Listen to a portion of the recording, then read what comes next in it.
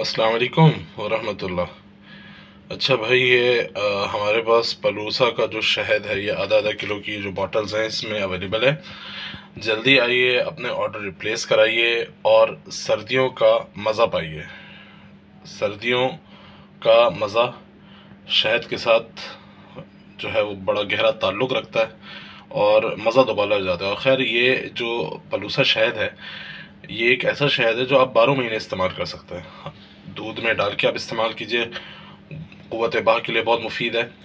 और आप इसको जो है वो पानी में डाल के इस्तेमाल कीजिए। ये इसकी तासीर ठंडी है। इसको पानी में डाल के आप इस्तेमाल करेंगे तो जोड़ों की और जो हड्डियों का दर्द है, हड्डियाँ मज़बूत होती हैं, जो ज़हनी क़ुव्वत, ज़हनी सलाहियतें बढ़ती हैं।